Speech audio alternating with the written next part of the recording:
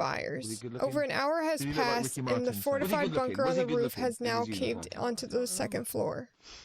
Can't One remember. of the survivors, Did he Birdie have a mustache? Africa, a 13-year-old boy, said that That photo everyone record, was isn't it? down in the He's basement, just bringing it back. covered in wet blankets and Looks huddled uncomfortable. together. What- After 90 minutes passed,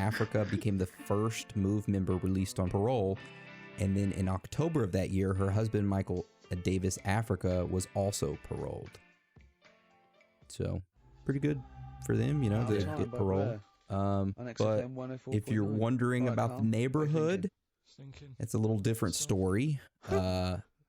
You're an enigma. The whole I cost would just say hello to we've got an American to the listener, taxpayers Karen. since that bombing Well, occurred I thought that might is fill up upwards of 4 45 seconds. We're not struggling, are we? million No, no, to we- kind of like Just to kind of consult the list. rebuild Hold on, it. Dr. Let me have a Fox, look. In the year Esther Moore. 2000, Wet some new ones, homes were built by the Screwball, Philadelphia Shock Train, Redevelopment Authority, Cheeky freak. but Ronan. were found severely What was lacking.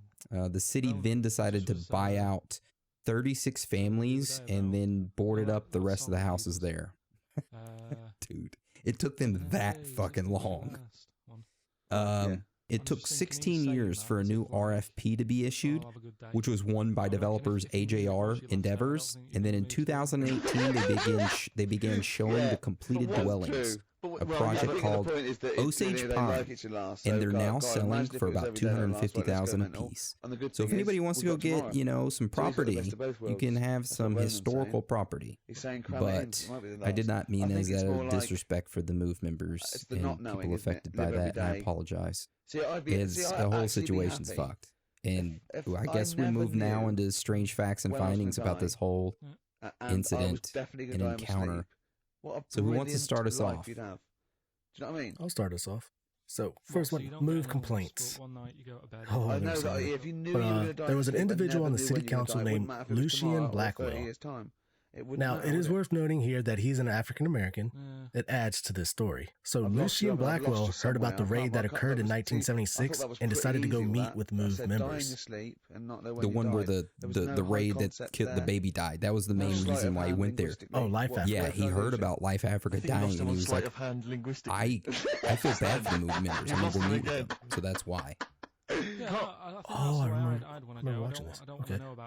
Yeah, so after meeting with him, Lucien received multiple letters from the individuals around the city. And We have an remember audio him clip saying that we're going to listen to real quick he's where a diet Lucien cancer tells the if story. he doesn't check his balls. It's he their doesn't like contention to that this baby had been killed in a What do they police feel raid. like, your balls?